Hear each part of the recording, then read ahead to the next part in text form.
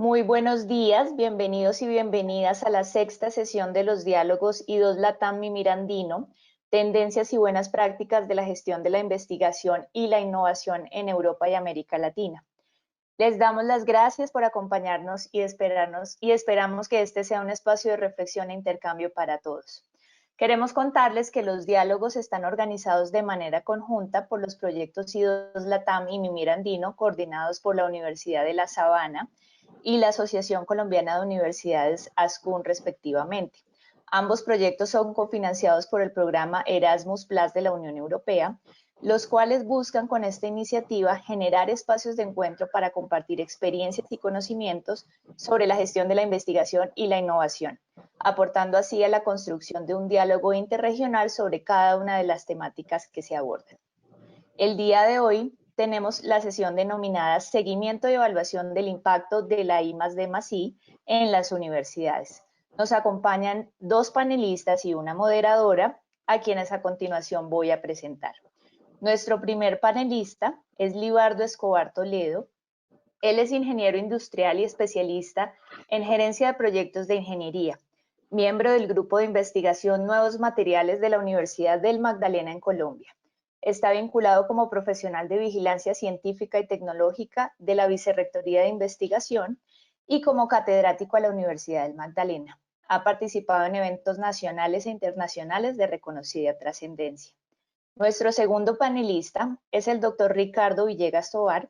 Es doctor en Ciencia de Gobierno de la Benemérita Universidad Autónoma de Puebla en México. Cuenta con doble grado de maestría en Derecho de la Propiedad Intelectual de la Universidad de Turín, Italia, y la Organización Mundial de la Propiedad Intelectual. Es máster en Gestión de Información y Conocimiento por la Universitat Oberta de Cataluña, España, con una trayectoria de más de 20 años en donde ha colaborado en puestos directivos dentro del medio bibliotecario universitario. Ha sido consultor en el Instituto Mexicano de la Administración del Conocimiento y se ha desempeñado como profesor universitario y conferencista internacional.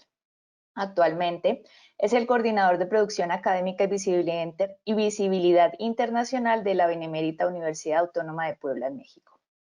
Finalmente, nuestra moderadora, Elizabeth Bernal, quien es actualmente la coordinadora académica de la Asociación Colombiana de Universidades ASCUN. Ha sido gerente de proyectos, investigadora y coordinadora académica en diferentes unidades de la Universidad Nacional de Colombia. Asesora experta e investigadora con universidades, firmas consultoras, Convenio Andrés Bello y el Ministerio de Educación Nacional. Es autora, coautora y editora de diversas publicaciones referidas a política educativa, calidad, planeación y gestión en educación superior, además de otras publicaciones propias de la antropología en Colombia. Bueno, damos inicio a esta sesión. ¿Cómo va a ser la dinámica? Iniciarán nuestros dos panelistas con la presentación durante 10 minutos de sus iniciativas en sus universidades. Posteriormente daremos paso a una sesión de panel de 20-25 minutos y finalizaremos con un espacio de preguntas del público que podrán realizarlas a través del chat de la plataforma. Muchas gracias a todos y damos inicio. Te doy la palabra, Elizabeth. Gracias. Bueno, Luisa, muchas gracias por esta invitación. Alejandra también, que han estado de una manera muy activa organizando estos diálogos que creo le hacen mucha falta a nuestros países, y qué importante que encontremos este tipo de escenarios para conversar sobre qué está pasando en la gestión de la investigación y la innovación. Estoy segura que este diálogo va a permitir mejoras, y sobre todo mejoras pues regionales y en el diálogo internacional, que es lo que hemos visto que resulta de una manera muy positiva para los proyectos que se realizan. Bueno, voy a darle paso inicialmente entonces a Libardo Escobar. Libardo, que nos acompaña desde la Universidad del Magdalena, nos va a hablar sobre los análisis de las tendencias de investigación científica con relación con las alianzas de investigación y desarrollo. Libardo, bienvenido y te escuchamos. Ok, muchas gracias por la invitación. De verdad me place mucho estar aquí. Siempre es bueno estos espacios para todos. ¿Listo? Y bueno, en principio la idea es mostrar los ejercicios que que se realizan en la Universidad Magdalena para poder hacerle seguimiento y medición a la producción científica como tal. Aquí traemos un ejercicio de un análisis de tendencia de investigación científica con relación a alianzas de I+D 2015-2020. Bueno, debo decir que esto es un análisis bibliométrico como tal, en el cual se utiliza primero una estrategia de búsqueda, utilizando el sintagma. En este caso, como era un tema referido a alianzas de I+D, utilizamos dentro del sintagma las palabras claves alianzas e investigación y desarrollo. Luego hacemos una pequeña compilación, procesamiento de información, análisis de la información y definimos esos hallazgos o resultados. Ahora, ¿por qué le quisimos mostrar aquí un ejercicio de alianza de I+D? Porque el ejercicio, al ser alianza de I+D, se está comportando ahora mismo como un factor estratégico entre la academia, las organizaciones y el gobierno. Y como muestra de eso, podemos ver lo que estamos llevando aquí ahora mismo. Dentro de los análisis bibliométricos generales, encontramos las publicaciones y citaciones. Observamos que hay un comportamiento de creciente de esas publicaciones. Sin embargo, el 2020, estamos en pleno año, ha tenido la pandemia, ha sido un año atípico, y todavía no se ha acabado, por lo tanto no podemos decir que son 17. Sin embargo, vemos un decremento de 44, un golpe, un punto bajo de 23, y luego en el 2019 se tuvieron 31. En total se realizaron un análisis de 172 publicaciones. Dentro de esas 172 publicaciones obtienen 962 citas y 33 documentos cuentan con 33 o más citaciones. Dentro de las principales fuentes de investigación tenemos el Simposio de Arte, de Arte y Ciencia del Agua, que es el que más publicaciones ha realizado con respecto al tema. Ya entre otros análisis encontramos el top de países con mayor número de publicaciones, donde está Estados Unidos con 50, China con 30, Australia con 20. Me quedaré ahí solamente en el top 3. Sin embargo, es importante aclarar que este tipo de indicadores no son mutuamente excluyentes, es decir, que hay análisis, hay documentos en el cual pueden participar más de un país. También encontramos las instituciones y la línea morada significa el índice H que tienen las instituciones dentro del paquete de publicaciones de las 172. Y entrando un poco más al detalle, entrando a buscar esas tendencias de investigación, que es lo que aquí nos atiene, vemos vamos a hacerlo un poco de forma escalar y vamos a entrar primero desde lo más grande a lo más pequeño. En este caso, en este estricto orden, vamos a encontrar las áreas de investigación que utiliza Scopus. Es importante decir que ¿por qué utilizamos áreas de investigación Scopus? Este análisis se realizó con base a metadatas de Scopus, con una búsqueda que se realizó directamente en la base de datos de Scopus. Claro notar que no es la única base de datos que se utiliza, sin embargo, para el ejercicio que traemos hoy utilizamos solamente la de Scopus. Para el apoyo de esta tendencia de investigación utilizamos los mapas de redes realizados por Bosbeaver, el cual nos indican las relaciones que hay entre cada área de investigación, como la frecuencia o el tamaño de correlación que tiene cada una de las áreas, y que éstas se pueden estar relacionadas tanto por el color del clúster como por las líneas o las cercanías entre ellas. Las principales áreas de investigación están negocios, administración y contaduría. Es la más grande, es el clúster más grande y el que más se relaciona con respecto al resto de áreas. Sin embargo, es importante destacar que hay alianzas en las temáticas de energía, de arte, humanidades, de ciencias del planeta y planetarias, de ingeniería, de ciencias de las decisiones, de psicología, donde quizás de pronto no se espera mucho, pero estamos viendo que sí hay ese tipo de alianzas de I+D en esas áreas. Entrando un poco más, encontramos los campos de investigación de Scopus, donde administración y estrategia es el que más publicaciones tiene y tiene más citaciones. Sin embargo, observamos otras áreas como lo es administración de la tecnología y la innovación, como lo es negocio y administración internacional, y encontramos unas mucho más pequeñas como es tecnología media, como es ingeniería civil y estructural, como es simulación y modelado. Ya yendo a la parte de pronto, que podemos llegar más al detalle de las publicaciones, que son las palabras claves que nos arrojan los autores, encontramos unos pequeños clústeres.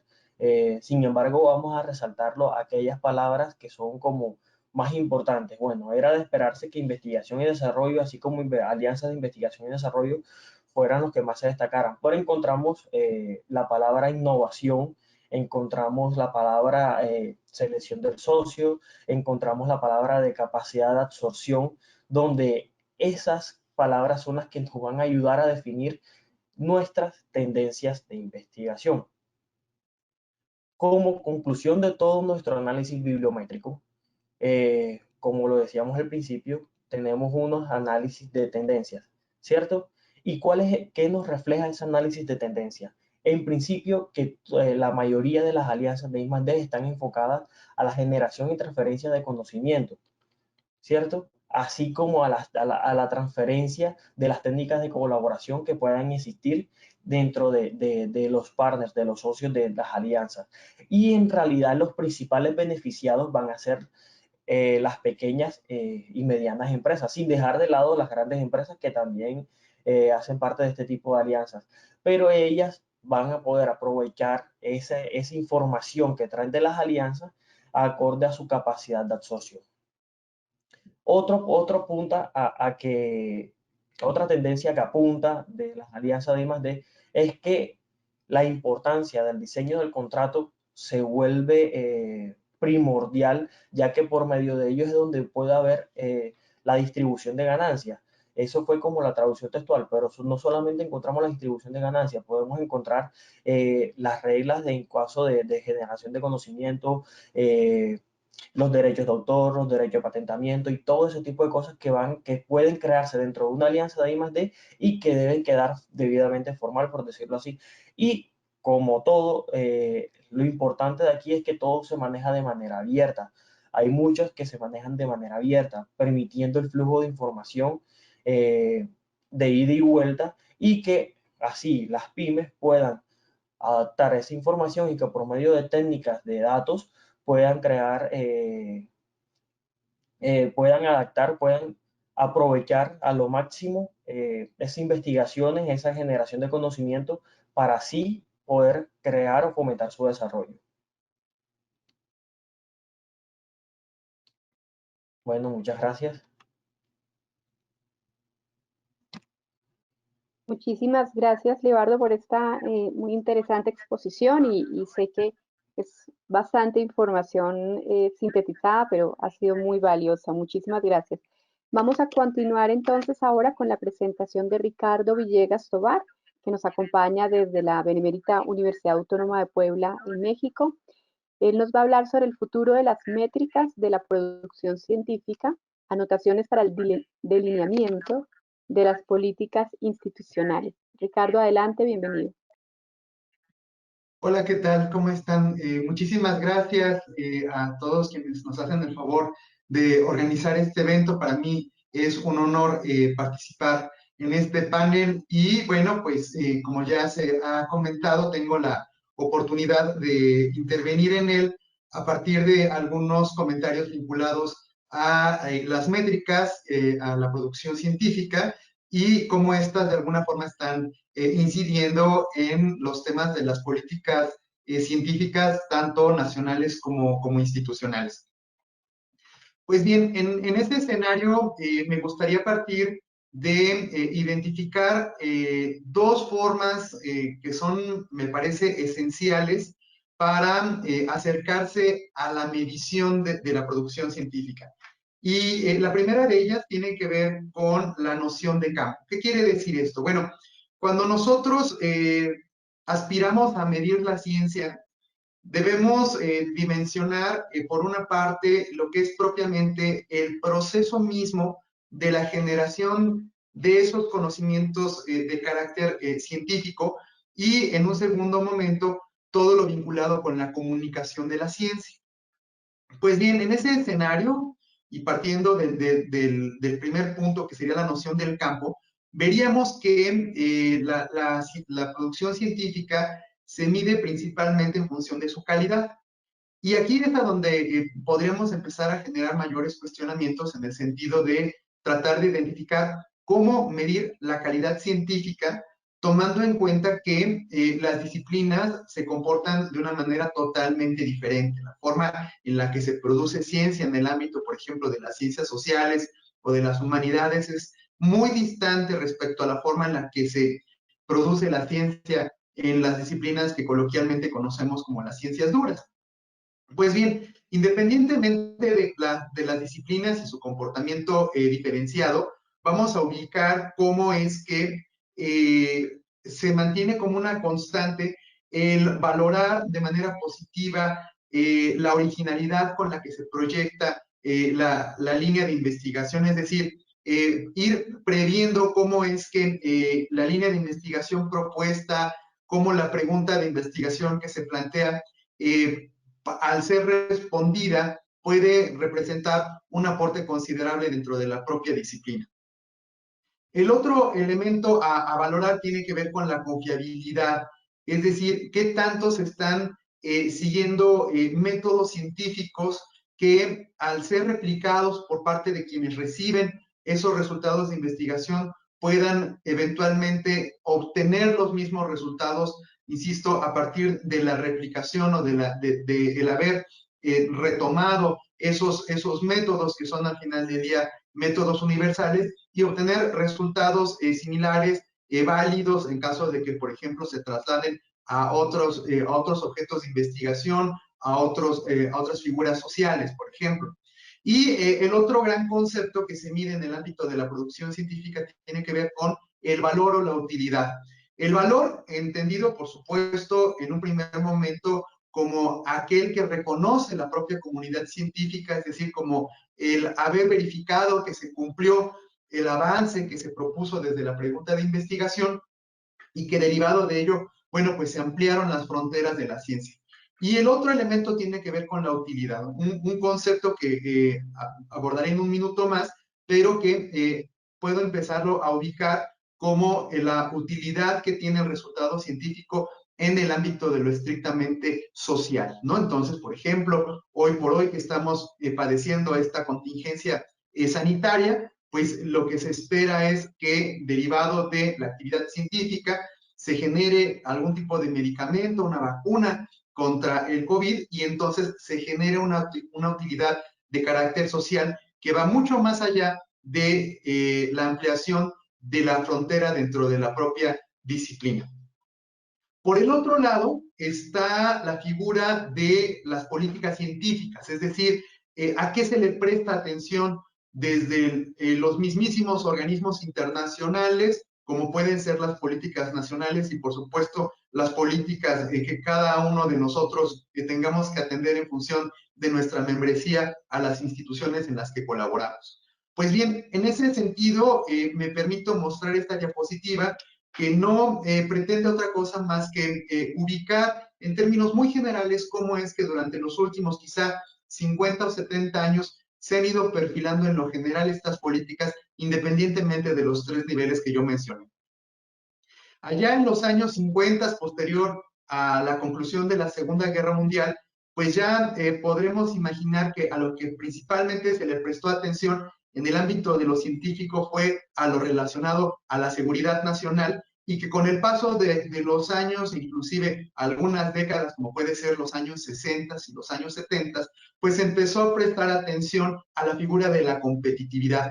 ¿Qué tanto las instituciones eran competitivas en cuanto a sus productos científicos? Principalmente, por supuesto, a partir de la implementación de métricas de la producción que iban por una parte en el sentido de identificar qué tantos productos científicos se estaban generando, por supuesto, volcándose al ámbito del número de artículos de revistas publicados, por supuesto también en el ámbito de las publicaciones monográficas o de los libros, y derivado de ello, bueno, pues también empezar a abrir el espacio a la medición de la eficiencia.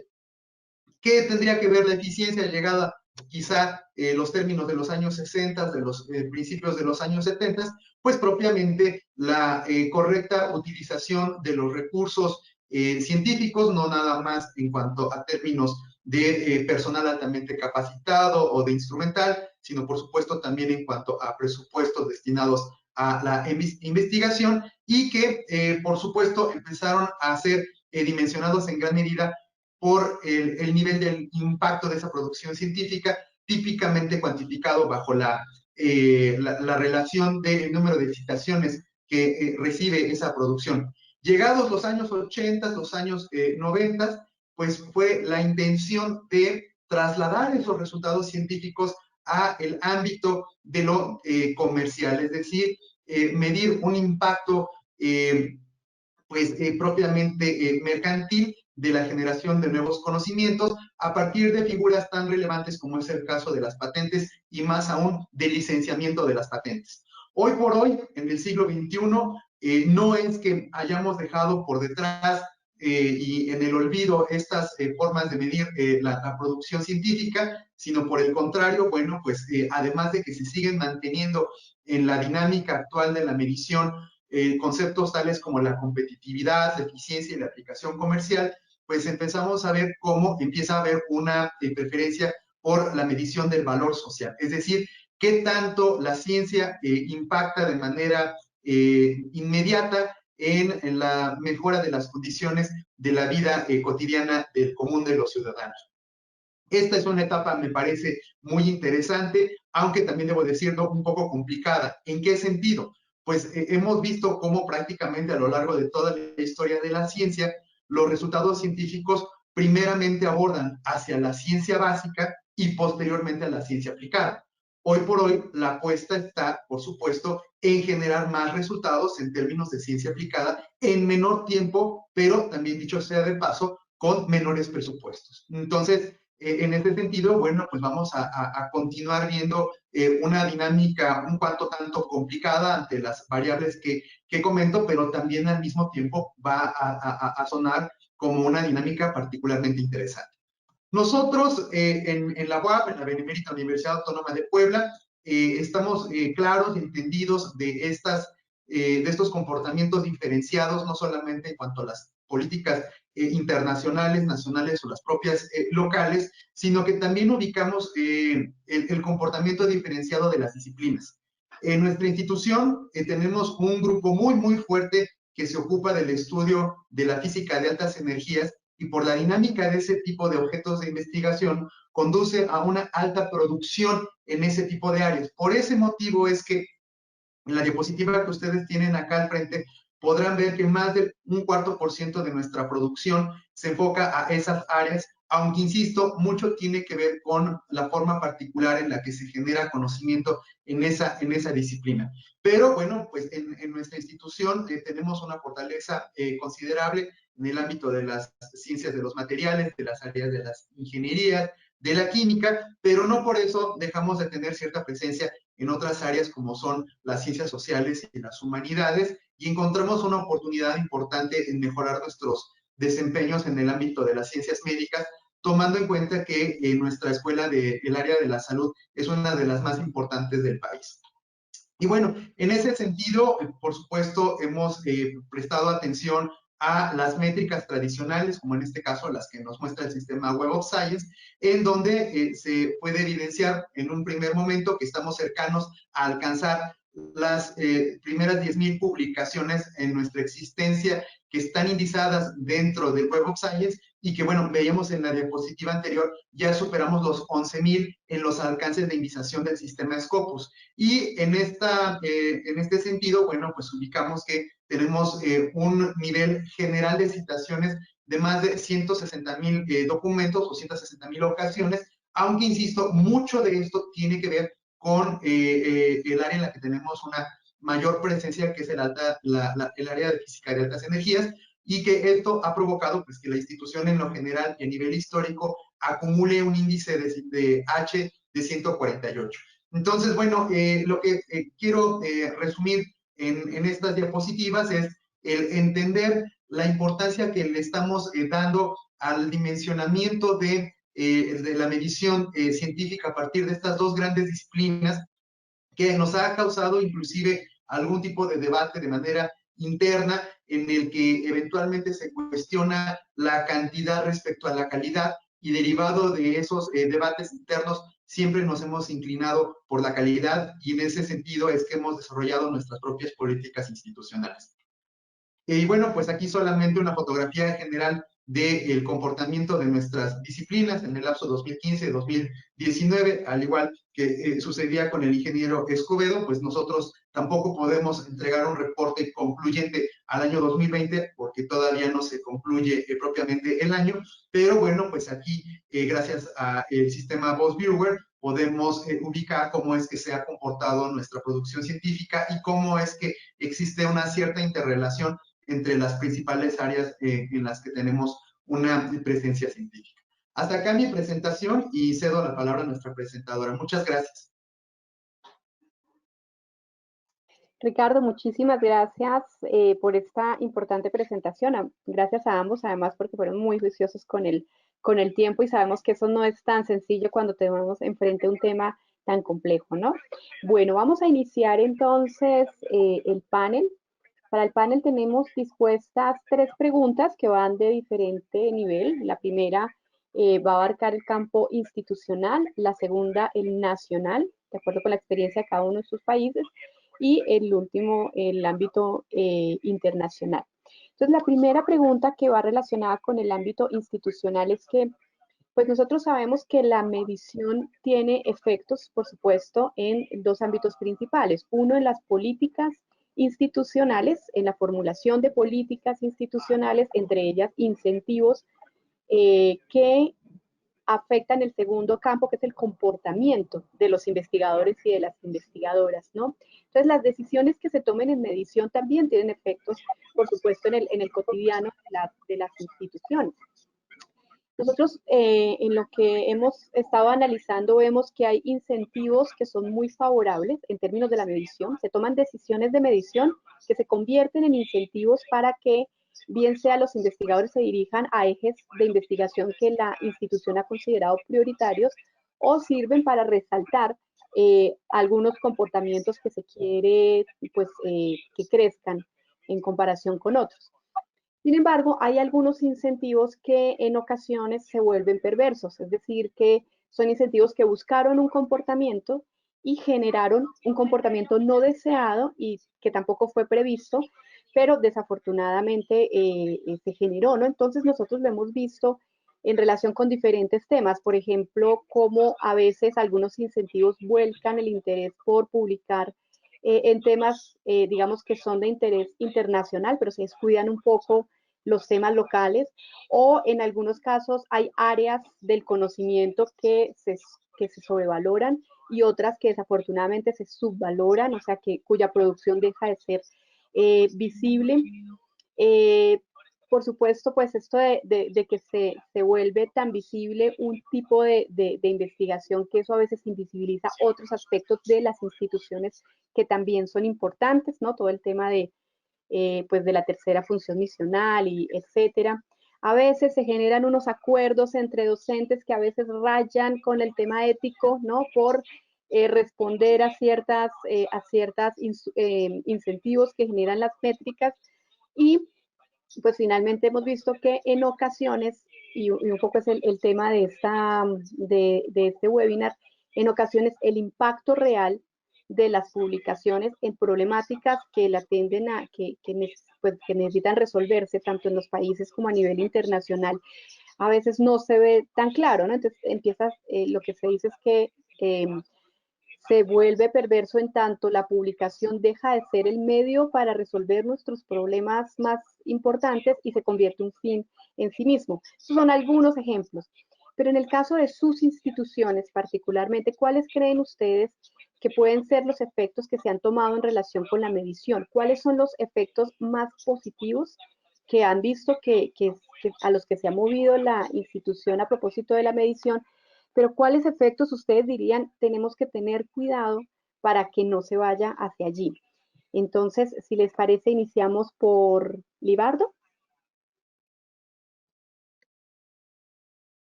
Ok, muchas gracias por la pregunta, ¿verdad? Bueno, en principio yo me gustaría resaltar la labor que realiza la Universidad del Magdalena para poder tener la medición como tal y evaluar esos impactos que puede generar la gestión de la I+D+I o la I+D+I como tal dentro del campo regional, dentro del campo internacional.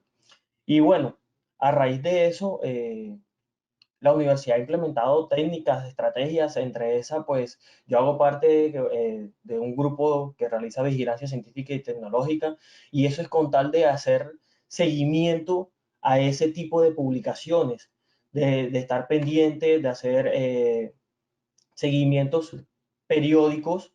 En este caso lo hacemos de manera semestral o cuando sea muy necesario una actualización que sea un tiempo más corto. Y bueno, aquí es donde llega lo favorable.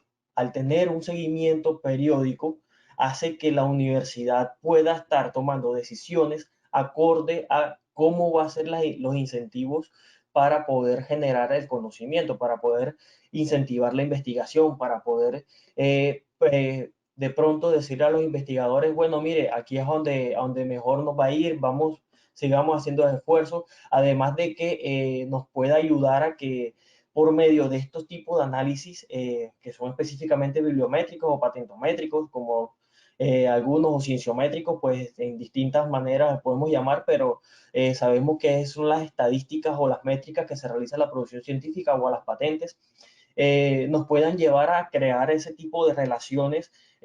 Sabemos que las relaciones primeramente, antes de que una universidad a veces, pues, cuando la hace con otra institución, en realidad es por medio del docente que pudo colaborar con otro docente y formó esa investigación y a raíz de eso pueden salir alianzas, pueden salir convenios y por qué no por medio de este tipo de análisis ayudar a buscar una mejor profundidad en esos convenios.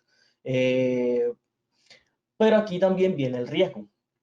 ¿En qué parte viene el riesgo? Que a veces, por ejemplo, a la Universidad de Magdalena ser una universidad regional, bastante eh, con un áreas de conocimiento de impacto regional, como por ejemplo cuando se estudia la vida de la Sierra Nevada, que para la Universidad de Magdalena y para Colombia es sumamente importante.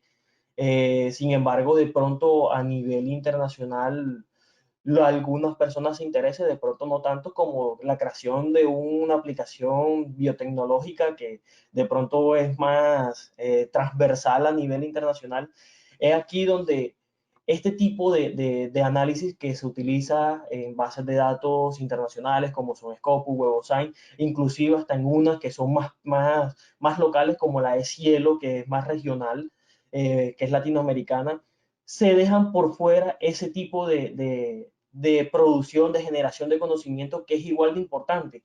Inclusive ese conocimiento que es artístico, ese conocimiento que es de cine, que es audiovisual, que es sumamente importante también porque es una forma de generar, de crear valor, de crear conocimiento. Entonces, el riesgo de utilizar este tipo de métricas afecta de esa forma. Ahora, quiero destacar que la universidad, pues, este es uno de los mecanismos que utiliza para poder evaluar y hacer seguimiento. Sin embargo, al hacer este tipo, puede generar ese tipo de efectos favorables y de riesgos que puedan ocurrir. No sé, ¿qué opina Ricardo?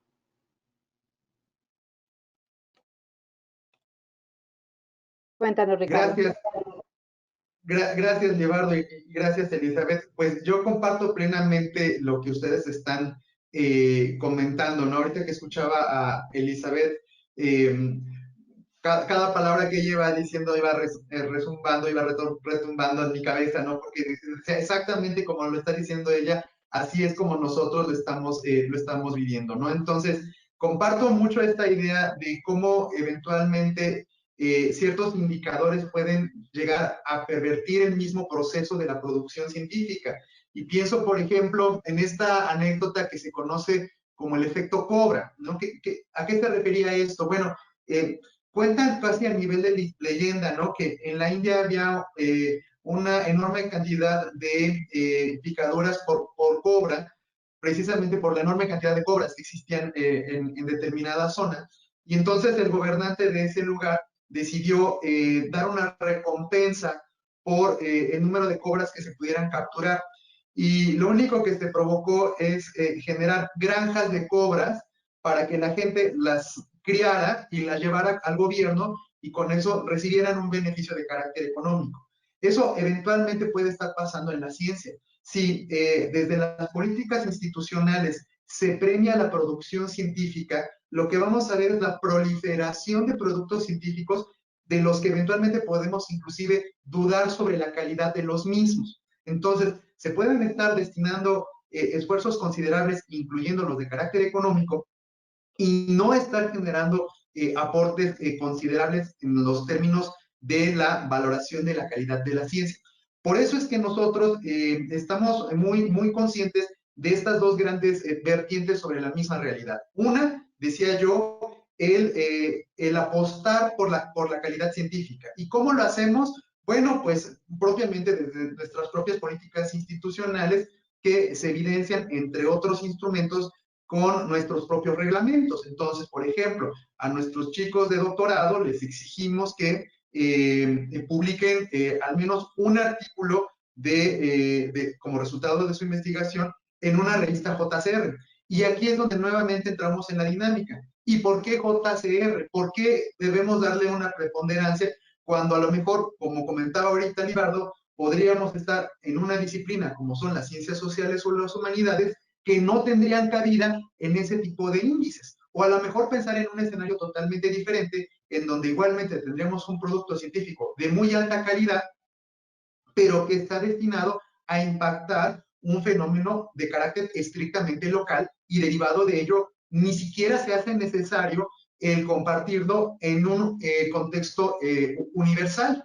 Y a ese otro elemento sumamos, por ejemplo, el factor del idioma, ¿no? Sabemos que el inglés es la lengua franca de comunicación internacional de la ciencia, pero como bien ya apuntaba Elizabeth, eventualmente uno, en el ánimo de atender la universalidad de los objetos de investigación, desatiendes tu realidad local.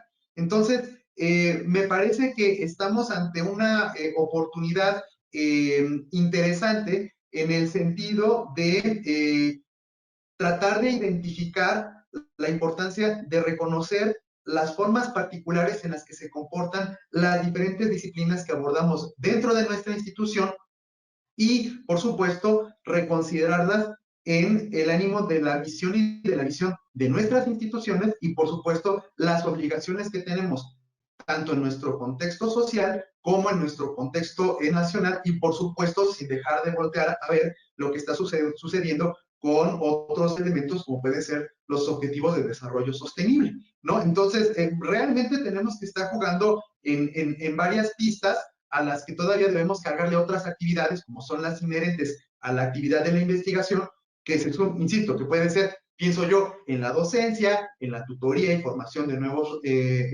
alumnos capaces de desarrollar investigación, e inclusive las funciones administrativas que se les cargan a los investigadores. Entonces, bueno, realmente el ser hoy investigador es un ejercicio muy demandante, ¿no? Requiere de mucha planeación de la carrera científica. Y creo que ahí sería otro de los puntos que nosotros paulatinamente estamos trabajando, ¿no? En el coadyuvar en el desarrollo de la carrera científica, apostando por objetivos claros y que no se pretenda alcanzar todos los méritos en todas las escenas, porque simple y sencillamente va a ser imposible.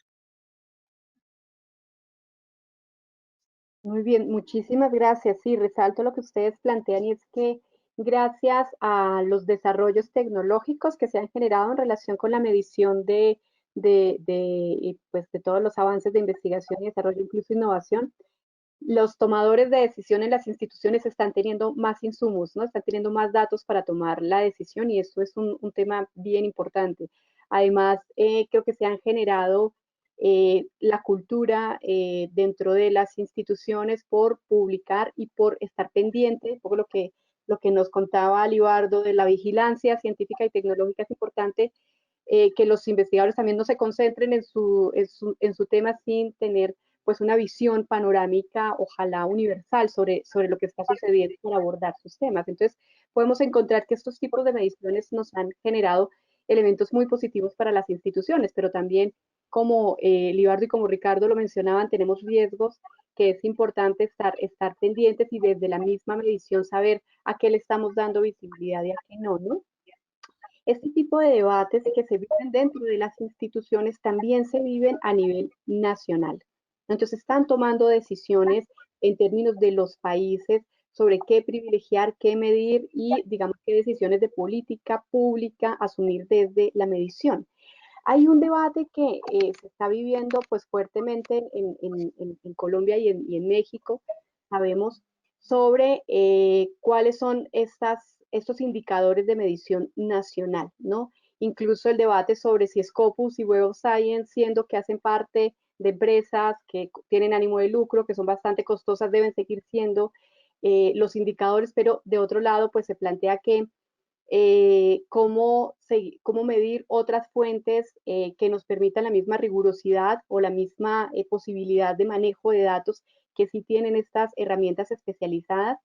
Encontramos posturas muy distintas en Colombia, si me permiten hacer una caricatura de los extremos, que realmente nunca se viven extremos tan altos, pero una caricatura es entre aquellos que dicen hay que transformar radicalmente el modelo de medición o desaparecerlo, porque esto lo único que nos ha llevado es a dirigir el país hacia intereses que no son propios, ha desvalorizado otras áreas del conocimiento, etcétera. Si sigo con la caricatura, está el otro extremo que dice, no, lo que hay que hacer es hacerlo mucho más fuerte para que realmente lo que se valore sea lo que tenga calidad y no que siga entrando, digamos, algo de lo que se plantea es que no se quiere que se amplíe tanto la definición de investigación y desarrollo que termine rompiéndose y entrando digamos, cualquier producto. Esto, digamos, hablando de caricaturas, que los extremos casi nunca se presentan tan puros, hay muchas mezclas alrededor, pero en general es el debate sobre qué hacer con la medición nacional. Y lo que nos hemos encontrado, por ejemplo, en Colombia es que si bien hay muchas críticas sobre la medición, sobre la mesa no hay el mismo número de alternativas, ¿no? De propuestas. Si esto no está tan funcionando tan bien, ¿cuáles serían algunas de las propuestas que podrían entrar a funcionar?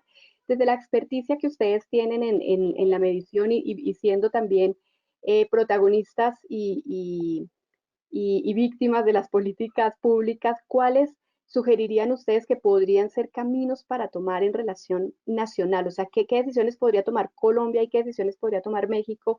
Y en ese eje, pues países similares en relación con la medición de la investigación y el desarrollo. Si quieres, empezamos ahora por Ricardo para cambiar el orden. Gracias, gracias, Elizabeth. Bueno, a ver, creo que es importante que dimensionemos que estas métricas que tú estás bien refiriendo nacen en gran medida desde la perspectiva de la sección administrativa de quienes conducen las políticas científicas. ¿Qué quiero decir con esto? ¿Quiénes elaboran estos sistemas, como puede ser Scopus o Web of Science o todos estos? Pues se generan desde la parte técnica administrativa, es decir, quienes están haciendo la captura, quienes están planteando los cálculos, no son especialistas en las disciplinas de las que se está haciendo medición. Entonces, por decirlo de alguna manera, estamos retomando las métricas que han tratado de estandarizar la medición de la ciencia.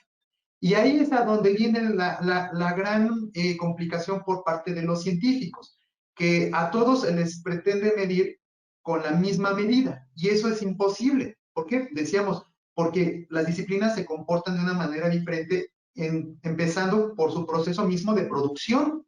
Entonces, en ese escenario, claro, han existido o han nacido estos otros puntos de medición, como puede ser, pienso yo, los cuartiles entre las revistas para tratar de establecer un punto de similitud en cuanto a las métricas, etcétera, etcétera. Sin embargo, y retomando un poquito esta caricatura que tú estás mencionando entre abandonar por completo las métricas o volcarse, y en consecuencia volcarse a la otra figura que es la calidad, a mí me parece que lo oportuno sería apostar por un punto intermedio.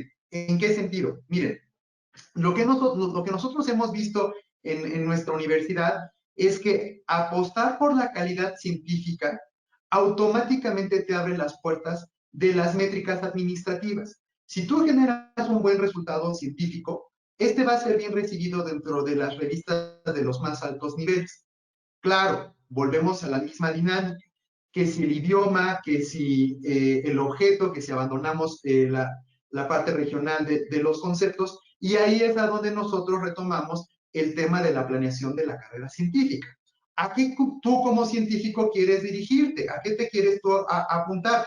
¿Quieres trabajar estrictamente en el ámbito de alcanzar grandes reconocimientos en las revistas internacionales? Bueno, pues eventualmente tú tendrás que valorar si en ese ánimo vas a dejar de lado lo que está pasando en tu contexto social. Por tanto, tendrías que decidir si puedes apostar a uno y al otro al mismo tiempo sin dejar de perder elementos de calidad dentro de tu propia actividad. Entonces, yo me inclinaría más por un punto intermedio y que ese punto intermedio se sostenga principalmente en la calidad y en la planeación en cuanto a qué impactos yo deseo alcanzar, ¿no? Y en ese sentido, bueno, pues también habrá que prever lo relacionado a los incentivos de carácter económico. Por ejemplo, nosotros en México en estas semanas estamos viviendo una situación particularmente complicada en términos científicos ante la desaparición de los fondos principales de carácter económico que financian en gran medida la investigación de todas las disciplinas, ¿no? Por decisiones del gobierno actual ante la intención de moverlo a otros escenarios, a otros beneficiarios, y no tenemos en este momento claro cómo es que esos recursos financieros van a regresar a incentivar la actividad científica. Pero hoy por hoy el problema pareciera ser que más allá de pensar en métricas administrativas que se utilizan para el financiamiento de la ciencia, estamos viviendo un escenario que no nos esperábamos, que es la desaparición del financiamiento independientemente de que sigan existiendo las métricas, ¿no? Entonces, eso es una realidad que, insisto, estamos viviendo en México, estamos exactamente en medio y no tenemos claridad de cómo se va a comportar este tema en el mediano plazo. Muchísimas gracias, Ricardo. Libardo. Ok, bueno, muchas gracias. Tengo una opinión bastante de pronto difícil de dar, pero es necesario poder hablar y tener este tipo de discusiones. En este orden de ideas, los sistemas de medición son rigurosamente necesarios porque es la forma como quizás a nivel nacional e internacional es donde se puede evaluar a una universidad y por eso existen los rankings, por eso existen todo ese tipo de condiciones que permiten a ubicar a la universidad, es decir, en busca de la visualización que muchas quieren tener. Eh, ya yendo un poco más puntual a la pregunta que nos realiza Elizabeth, que es los dos extremos, estoy de acuerdo con Ricardo para mantenerse en un punto medio. Claro está, yo pienso que debe ser más flexible. Ahora, claro, cabe aclarar que más flexibilidad no significa menos calidad, ¿cierto? Significa que si hay flexibilidad, pues aumentemos los índices de calidad también y seamos más rigurosos. Ahora, cuando me refiero a más flexible es que deben abrirse a más campos en cómo poder generar esas métricas, no solamente limitarse a los que ya se tienen, sino abrir, buscar nuevas ideas, nuevas métricas para después, por medio de esa flexibilidad, cómo garantizar la calidad y que no pierda esa rigurosidad de eficiencia o efectividad dentro de las publicaciones. Eh, Ahora, lo que decía también Elizabeth antes de iniciar a la participación de Ricardo y mía, Colombia tiene algo, no hay muchas propuestas y seguramente en muchos otros países tampoco habrá muchas propuestas porque si las hubiesen de pronto entrarían a estudiarlas, ¿cierto? Eso es una hipótesis. No esto es una afirmación, una hipótesis que tendríamos que corroborarla, pero al mirar este tipo de comportamiento que no solamente es aquí en Colombia, sino en otros países, lo estaba diciendo Ricardo, que en México puede que ocurra algo parecido a lo que ocurre aquí en Colombia, llegamos al punto en que difícil decir cuáles son las mejoras, cuáles son. simplemente quedamos en comentarios. Entonces necesitamos estudios que puedan decidir cuáles son esas mejoras. Pero mi opinión radica en eso. Y por poner un ejemplo, hace poco Colombia cambió la forma en cómo evaluar las revistas para poderlas categorizar. Hace poco hubo una reestructuración en esa evaluación con tal de buscar una homologación, una parametrización de que fuera muy similar a los índices internacionales. ¿Por qué? Porque decían que una publicación de pronto en una revista nacional era distinta a una universidad en una revista indexada internacionalmente. Y llegaba al punto en que de pronto una revista aquí era indexada internacionalmente y aquí tenía la mejor calificación y a nivel internacional era otra, o viceversa. Ocurrieron muchas cosas. Entonces, en ese tipo de cuestiones es donde llega mi opinión. Creo que se deben seguir adaptando porque todo apunta a la internacionalización y la internacionalización es muy importante. Sin embargo, no se puede dejar de lado todo lo que es local. Y aquí es donde llega la flexibilidad, sin menospreciar la calidad. Muy bien, muchas gracias. Sí, justo ese es uno de los temas que creo que inevitablemente vamos a pues tocar e idealmente proponer desde los dos proyectos que nos convocan de I2 Latam y de Mimir Andino. Sabemos que uno de los ejes de estos proyectos es el tema del seguimiento y medición del impacto y ojalá surjan de este diálogo algunas propuestas que nos permitan hacer, pues, por supuesto, mejoras institucionales, pero también algunas propuestas del orden nacional. Y viene ahora entonces mi última pregunta, antes de dar espacio a las tres preguntas o comentarios de las personas que nos acompañan en el público. La tercera pregunta justo tiene que ver con los dos proyectos. Esos proyectos Erasmus Plus nos dan la posibilidad de entrar en diálogo, pues tenemos la fortuna de tener muchos países y muchas instituciones vinculadas en ambos proyectos hablando de investigación y de innovación. Queremos aprovechar de la mejor manera este escenario. ¿Cuáles sugerencias darían ustedes a los socios de ambos proyectos, en los que tenemos tanto entidades gubernamentales como asociaciones como universidades, para que estos proyectos le puedan ofrecer algo que efectivamente sea útil, o sea, que sea realmente un paso que permita beneficiar a las instituciones y a los países en relación específica con medición e impacto de la investigación y la innovación? Si quieres, ahora Libardo. Ok, muchas gracias.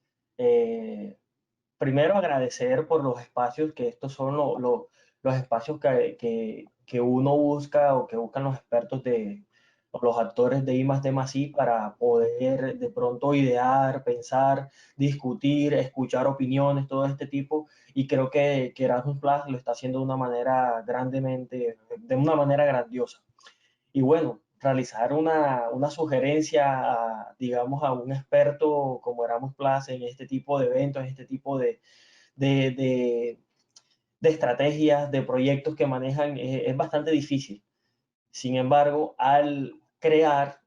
eh, al crear convenios, alianzas con instituciones de distintas localidades, con instituciones con distintos niveles de desarrollo, creo que es importante dar los espacios eh, a que muestren esas instituciones sus intereses particulares. Creo que por lo general los proyectos macros, como son Erasmus, los encargados de Erasmus Plus, en este caso YouTube Latam, Mimir Andino, al tener universidades, lo más seguro que son universidades jóvenes en el campo, siempre tienen intereses particulares. Por mucho de que tratemos de buscar esa cooperación en unos intereses similares, como es la visibilidad internacional, crear proyectos de intercambio, todo eso, hay intereses particulares dentro de cada institución. Y creo que dentro de esos intereses particulares hay un campo que se puede explotar y que por el hecho de no poderlos conocer o de que no se dan a conocer de pronto a cabalidad, es probable que no se le saque el mayor provecho. Es importante de pronto en alguna universidad mexicana, una universidad peruana, hay interés por estudiar la Sierra Nevada. hay interés. Al ser la Sierra Nevada la montaña más alta cerca al mar, crea interés a nivel internacional.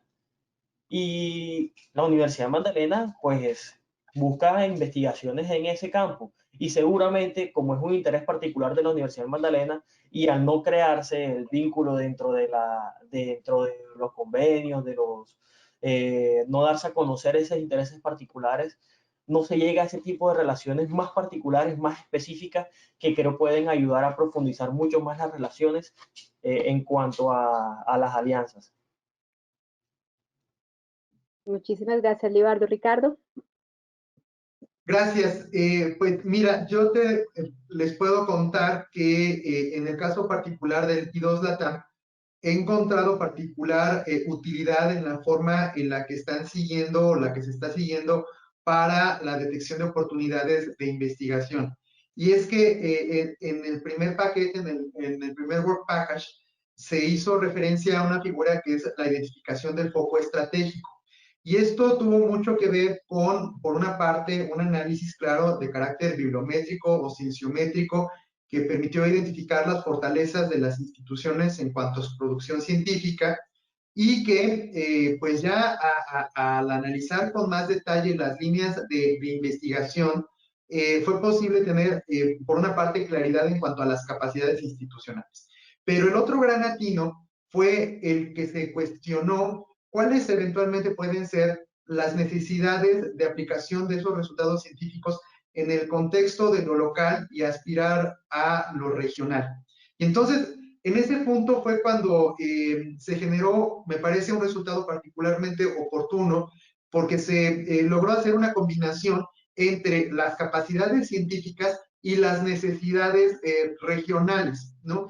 Y en ese momento entró esta tercera vertiente que tiene que ver con, decía Libardo, la posibilidad de ubicar que otros colegas dentro de los socios tuvieran los mismos intereses científicos, las mismas preocupaciones locales o regionales y aspirar en un segundo momento a sumar estas fuerzas para atender esos mismos objetos de investigación. Entonces creo que el haber conducido estos esfuerzos en esa dinámica no solamente está empezando a generar buenos resultados, sino que te permitió filtrar todas tus capacidades y no llegar con todas tus capacidades y decir, bueno, ¿ahora qué hago con ello? ¿No? Sino es decir, bueno, esto es muy importante, pero vamos, como quien dice, a fortalecernos en nuestras fortalezas, ¿no? O sea, no vamos a tratar de implementar todas nuestras capacidades a donde ni siquiera pueden tener una utilidad o un eco. Entonces, este proceso condujo a ser selectivo en lo que vale la pena en los alcances del proyecto, porque tampoco podemos atender todos los problemas de las naciones desde la ciencia, no lo podemos hacer, pero sí identificar tus capacidades y sobre eso, decía yo, fortalecernos en nuestras propias fortalezas. Excelente, muchas gracias. Tenemos a nuestras dos coordinadoras de ambos proyectos escuchando las sugerencias, seguramente las van a tener muy en cuenta para el desarrollo que viene a continuación, pero justo la idea es que sea eso, un espacio en el que podamos conocernos desde la particularidad de cada institución, desde diferentes contextos, ¿no? Cómo instituciones pequeñas, medianas y grandes se están manejando en diferentes contextos, y es muy interesante porque este diálogo nos muestra que hay diferencias que son insalvables y que un poco lo que dice Ricardo es que es necesario considerar, y hay instituciones que deben saber que hasta allí no van a llegar o no es su interés, pero también es muy interesante ver que hay intereses o preocupaciones o a veces debilidades en común que incluso uno a veces se sorprende que instituciones grandes todavía tengan ciertas dificultades, que este diálogo es el que nos permitiría. Además, pues la idea de estos webinars es que puedan conocer, por supuesto, nuestros países, los puedan conocer a ustedes, a las instituciones socias, y los puedan contactar y puedan seguir estos diálogos por fuera de los webinars. Es lo ideal, mantener este espacio que el coronavirus nos impidió tenerlo físico y presencial, pero que tenemos la fortuna de haber desarrollado mucho más la posibilidad de estos encuentros virtuales. Bueno, les voy a pedir que me regalen 10 minutos más para leer uno de los comentarios y 3 preguntas que han hecho las personas que están participando en el webinar. Nuestros conferencistas tienen las preguntas, pero las voy a leer para que pues las conozcamos todas las personas que estamos acá. Primero voy a empezar con el comentario. El comentario es de Eder Guillermo Herrera. Eder, ¿cómo estás? A propósito de la segunda pregunta que tuvimos, nos comenta que es una discusión eterna. No creo que el no incentivar las publicaciones sea la respuesta, sino que el incentivo debería ampliarse a toda la cadena, partiendo de las publicaciones y terminando en la aplicación de soluciones concretas a demandas reales de la sociedad y la industria. Y esto de que los índices sea un problema, pues no del todo, pues para ello existen los índices normalizados. Nos cuenta Eder a propósito de la discusión sobre el tema de los incentivos, que el problema no es un incentivo solo, si le entiendo, sino incentivar solo una parte del proceso y no tener en cuenta toda la cadena. Muy bien, tenemos otras 3 preguntas. José David Castellano pregunta a Libardo qué tipo de mapa utilizó en el Boss Viewer para obtener el mapa por las áreas de Scopus. Tenemos la pregunta de Juan Pablo Escamilla. Dice, ¿tienen algún ejemplo de la producción científica que genere incentivos aplicado en ciencias sociales específicamente? Y finalmente Mauricio Sánchez nos pregunta, en Colombia la revisión de alta calidad invita a revisar los resultados, entendido como dice la OCDE, además de productos se piden efectos e impactos. ¿Cuáles efectos e impactos sociales se están hoy considerando a nivel internacional? Les doy la palabra, no sé quién quiera comenzar. Ricardo, Libardo.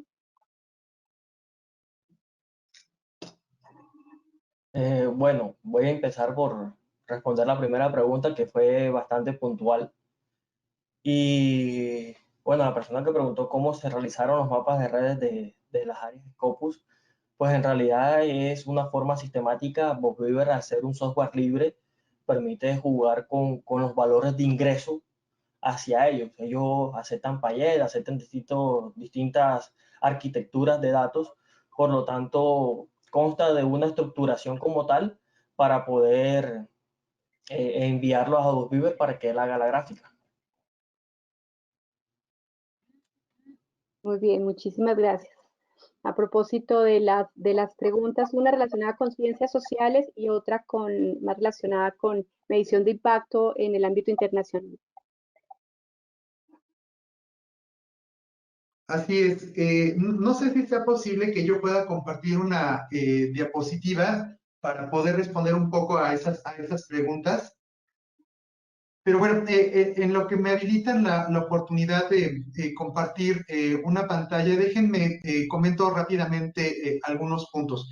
En cuanto al tema de cómo dimensionar el impacto social, debo decir que es una pregunta compleja en el sentido de que todavía no tenemos a este momento una métrica que precisamente se enfoque a esa parte social, ¿no? Muchas gracias por la oportunidad para compartir la pantalla. Entonces, acá lo que les quiero mostrar es un cuadro que se publicó pues hace ya algunos años en cuanto a cómo medir el impacto social, y es como una propuesta, no es que exista como tal, ¿no? Entonces, acá lo que estamos viendo es cómo se están mezclando, por decirlo de alguna forma, la actividad puramente científica como la conocemos típicamente con respecto a este impacto social. Entonces, por ejemplo, parte de un indicador en donde se busca de nueva cuenta la comercialización de la tecnología a partir de la medición del número de solicitudes de patentes, las que han sido otorgadas,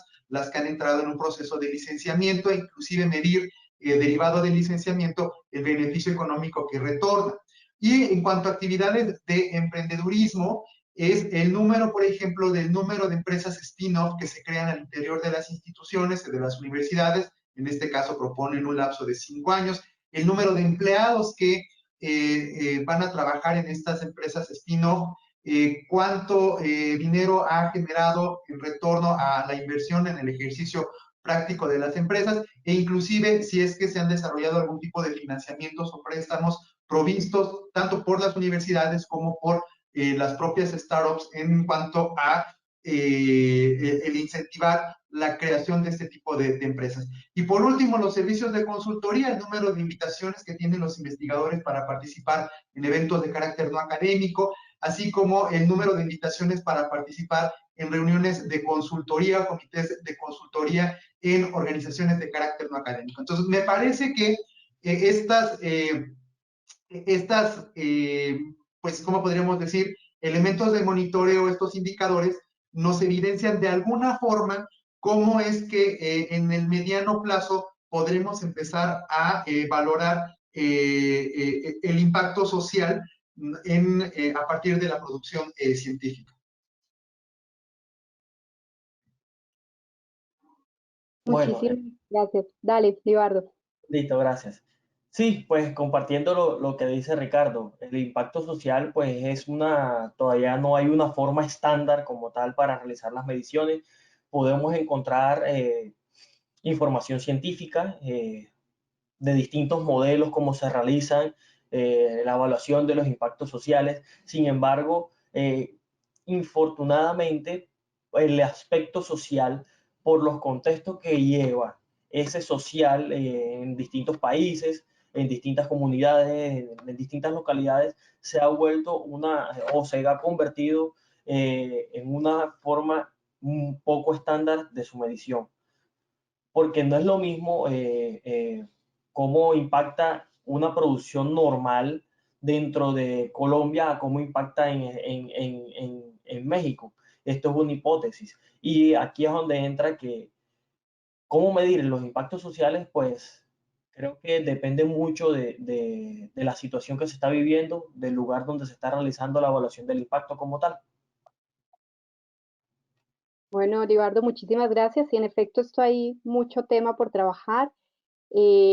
Entiendo que Times Higher Education ya se lanzó con una propuesta de ranking e indicadores para medir impacto y para ello está utilizando los objetivos de desarrollo sostenible, cuáles son las metas y a partir de allí están participando las universidades midiendo su aporte, teniendo en cuenta pues que los objetivos de desarrollo sostenible atienden a pues a bastantes problemáticas, ¿no? Ambientales, sociales, económicas.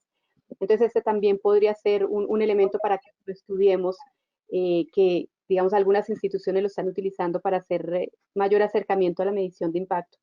Bueno, ha sido una conversación muy, muy interesante. Muchas gracias, como lo comentábamos, y para todos nuestros participantes, este es un espacio que comienza, pero que pues ustedes ya tienen los datos para continuarlo. Le doy paso entonces a Luisa Fernanda Villamizar, coordinadora del proyecto MIR. Luisa. Muchísimas gracias a nuestros panelistas, un agradecimiento especial a Ricardo en representación de la Benemérita Universidad Autónoma de Puebla en México, a Libardo Escobar en representación de la Universidad del Magdalena y a nuestra excelente coordinadora Elizabeth Bernal, coordinadora académica de ASCUN y moderadora de esta sesión. Realmente ha sido muy enriquecedora. Creo que cada vez que participamos en estos espacios, nos alimentamos y enriquecemos de demasiado aprendizaje en torno a este tema y bueno, ha sido súper positiva la participación nacional e internacional en estos espacios y ya casi nos acercamos al final del ciclo, terminamos ahora en noviembre, pero a todos los que nos acompañan y a los interesados, las grabaciones y presentaciones de estas sesiones están quedando publicadas en las páginas web de ambos proyectos, www.idoslatam.com, www.mimirandino.org. Acá encuentran pues la información, nos pueden contactar si quieren también hacer parte de este acompañamiento al proyecto, a ambos proyectos que bueno, pretendemos tenga realmente una incidencia en la política pública desde el modelo de gestión de la innovación y la investigación que estamos desarrollando en Mimir Andino y todo el acompañamiento regional que tiene el proyecto I2 Latam. Bueno, muchas gracias a todos, no siendo más, pues esperamos que nos acompañen en las próximas sesiones a través de las redes sociales de ASCUN, de la Universidad de La Sabana y de los proyectos estaremos informando los siguientes pues, eventos que estaremos realizando. Muchas gracias a todos, una feliz tarde.